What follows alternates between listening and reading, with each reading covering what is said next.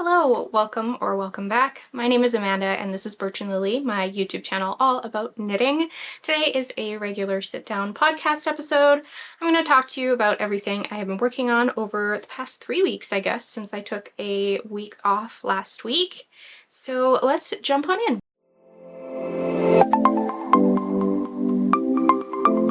In the interest of keeping this really easy for me to edit, because as it always seems to go, I took a week off and now I'm not feeling terribly well. I am going to forego like the try-on portions in this video, and I'm using last week's show notes, so I won't have like my full information, like how long I've been working on it and that sort of thing. But I hope you'll bear with me. I still have some stuff to show you. The past week I haven't really been doing a lot of knitting, but I still feel like I have some stuff to talk about. I have my trusty ginger ale with me, and we will jump on in. So first, I do have two finished objects. My first one here being my city top from Tori Yu. I do have some FO photos of it on a hanger, so I'll put those in at least. But I did finish this off. So this is my city top by Tori Yu. And of course my camera doesn't want to focus today, so that's fun. This pattern is like a two-fold pattern that Tori's coming out with. So the tank top version of it is released now. It came out on Saturday. And then this is also going to be a dress version as well. So that I think is going to release as an update to this tank pattern at the end of August. So if you purchase the tank pattern but you're also interested in the dress, it's like a 2-for-1. So it's not, the dress isn't out yet, but it will be out eventually. It's a really cute tank. I'll put some photos of Tori wearing hers as well on there just so you can kind of see what it looks like. But it has ribbing running down the straps here, and then that ribbing does go, this is all twisted rib by the way, down the side of the body as well, and then the hem is finished with twisted rib too. So it was a pretty quick knit, nothing crazy. The straps went very quickly. I only had to knit them to I think like 3.5 inches, so that didn't take long at all. Yeah, looking at my notes here, I knit the size 4. I think that's great. It has a little bit of negative ease, so it fits more snugly up in the top here, which I think you need because it scoops quite low, and then it's a little bit flowier on the bottom. So looking forward to wearing this. Like I said, I still don't have like finished shots of me wearing it yet. I just haven't had a chance, but eventually.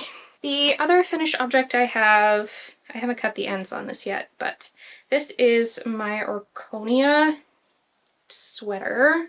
This is by Lillian Olson, and I did finish this off. I'm not sure how I feel about it, to be honest. I knit the size 4, which should be the proper size for my bust. And I do have the right depth in the armhole here, but it's really, really snug in under my arms. So I might reblock it and kind of yank on it this way and see if maybe that will fix my issue. Try and give me a little bit more depth in the armhole. But right now it's just not fitting 100% right. Let me slide back though so I can hold it up a little bit better. I did crop this so the whole body is, I think overall like 11 or 12 inches long, which is a great crop length for me, I find. Sleeves are full length. Everything is finished off with a 1x1 rib, and I do have a tubular bind off on everything. I did do a tubular bind off on the bottom of the body as well. Like I said, sorry I haven't cut the ends, but tubular bind off on the body. And yeah, looking at a lot of the other testers' photos, they don't seem to have problems with sizing, so I'm not sure what's going on with me. Maybe I'm just a little bit of a weird size. According to the pattern measurements, it should fit, so I'm not really sure what's going on with that. And like I said, I am going to try and re-block it. The only thing I can think of at the moment that could be causing the issues is the rate of increase for the raglan. It is like every other row for a while, and then at a certain point it goes to every row for a decent amount of time, and I almost wonder if it's just increasing a little bit too rapidly for my body shape. So there is that. I don't think I showed either.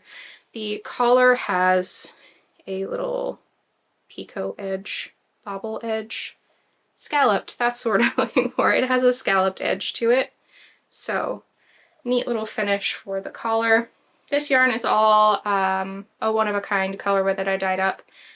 I think I have notes on it, I can't remember. But yeah, just that mauve sort of color, and then the main color is the variegated cream with all sorts of pastels in it. So this is done as well. I know I'm not trying stuff on in this episode, but maybe next time when I'm feeling a little bit better and not just kind of trying to get a video out there. And don't worry, I'm not doing this because I have to. Because I know this sort of thing makes me feel better. It makes me feel like myself when I'm doing things that I normally do. But I also want to keep it easy on myself, if that makes sense. So yeah, I will keep them around, and maybe I'll do like a big try on next episode. So yeah. As for whips, I do want to preface this with something.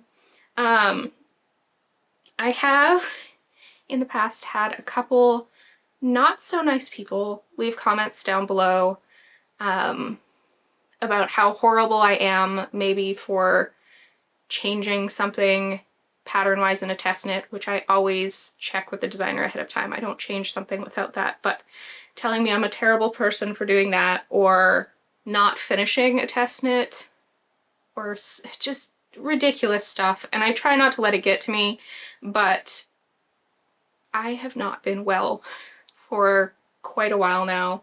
I'm not getting into it. It's personal and it's nobody else's business, but I just, to try and avoid people who are not so nice, I just want to put this out there. If you're gonna have an issue with me not finishing test knits that I'm about to show because I'm sick, then please just leave this video. I don't want to deal with that. Yeah. There's a lot going on that I'm not going to talk about because it's not knitting related, it's life related, and I have not finished, or I'm not going to finish, a lot of test knits. And rest assured, I have contacted the designers, they know what's going on, they all understand. I'm not going to leave someone hanging high and dry, and I think sometimes people only selectively listen to what they want on a video and pick that out and say, oh, you just don't finish test knits, you suck.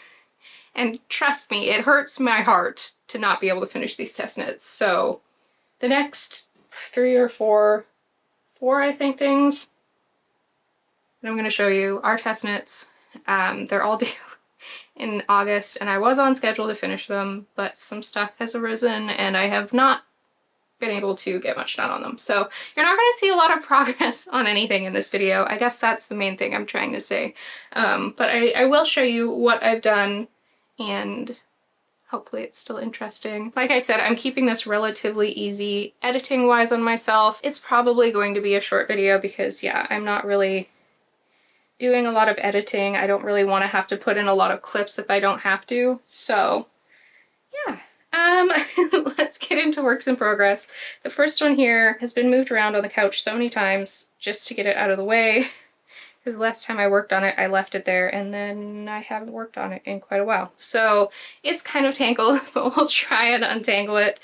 This bag here is from Songbird Handmade, and this is my Market Henley by Claire Jackson, which I do love. It's a really nice mindless pattern. Obviously when you're doing increases and stuff you have to think a bit, but otherwise it's pretty mindless. The stitch pattern is so easy to memorize, and so I've really been enjoying working on it when I can.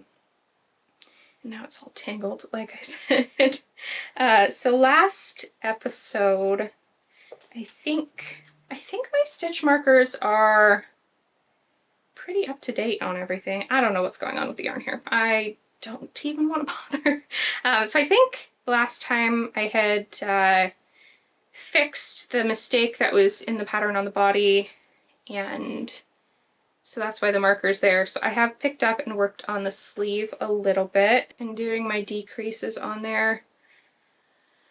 There's not tons done, like I said, but working away on it. I am decreasing pretty rapidly on this because it's a fingering weight pattern. The decreases are pretty often to give you a relatively fitted sleeve, and then the body is a drop shoulder, like quite oversized fit. So I do like that the sleeve is fitted. I feel like it gives a little bit of shape to the body, which is nice. So that is what I've done on here. This yarn is Woolberry Fiber Co. Berry Cashmere. The colorway is Alpine. Yes. So the content of this yarn is 80% superwash merino, 10% cashmere, 10% nylon. I'm knitting the size 48-inch bust, so it is going to have some positive ease, which I really, really like. I think it's going to be so cute and cozy. I haven't picked buttons for it yet. I do need, I think, 3 or 4 smaller buttons for the Henley portion of the Market Henley. So I'll have to do that at some point. But yeah, I feel like this is what I got the most work done. No, I've got a decent amount done on some other things, but this is definitely, like, in the past week, if I've picked up my knitting, which it hasn't happened very often, this is what I've been picking up. Next, I have my first tee by Lizzie Hester, also known as Hive Knits. This one is going to be a mess to show because it's black, so I won't talk about it too long, but you can see where the progress keeper is. So I have maybe added like 4 inches to the body, I would say. And I did put the collar on as well. Again, not that you can see it. It's the really unfortunate thing about using a professional camera is once you change your settings, it's just like if I turn this up, yeah, you can see the shirt, but then it gets so slow and glitchy. But maybe I'll put that in for a sec just so you can see. Now we will fix, there, the lighting is back to normal. But that showed you with really poor lighting for a second what it looks like. So I do want to at least work on one sleeve on here. There is, Lizzie has come out with like a second version of the sleeve on this because some people were having some fit issues, and I said I would try my best to test that second version for her. So I don't know how much longer I want to make the sleeves. I know in the pattern they go maybe about halfway down your arm, but I don't know. Kind of like the length, but then the sleeves are finished off with a double knit little cuff around them, so they do fit a little bit tighter and it gives the sleeve a bit of a poof. So maybe I do need a little bit of length to it just so that that poof doesn't sit in a funny spot. So yes, I would like to, it's pretty mindless knitting. It is fisherman's rib on the sleeves, which takes a little bit of paying attention, but it's still relatively mindless. So that's kind of what I want my focus to be in the little bits of time I am feeling like knitting, is to at least get one of these sleeves done and get that tested out. So, but yeah, it's such a cute staple type t-shirt. Like, it's simple, but then the fisherman's rib on the sleeves makes it a little bit fancier, and so I am really excited to wear it, especially because this is knit out of a cotton blend. I didn't say what that is, actually, did I? So this is Hobbii Seashell, which I was sent as a gift, and it's 40% cotton, 35% viscose, 25% linen. So it is really light and like weightless feeling. I don't know if I would call it, well, it is kind of airy, but it's very weightless. So it would be a nice like late summer top. I think it's too hot to wear black right now, but yeah, we'll like to get this finished at some point down the line. Lengthwise, I really only think I have to add maybe like 2 or 3 more inches to it before I put the ribbing on the bottom. So the body, I guess, is quite close to being finished, so that's good. Then I have the Hayley sweater. This is by Iris. On Instagram, I believe it's Hiris makes. I'm knitting the size D for this one. I did put a progress keeper on here as well. I haven't done anything on the body, but since last time I did pick up and put the collar on, which I think really made quite a difference on the body. Something about adding a collar to anything I think really finishes off, well, not finishes off because it's not done, but it really gives an easier or a better idea of what the piece is going to look like. So I'm glad I did that. It is a folded over collar, which I've never done with a V-neck before, so that was cool to learn. I am knitting this out of Explorer Knits and Fibers Rockies DK in the colorway Exordium. And yeah, so not tons on this. Let's see.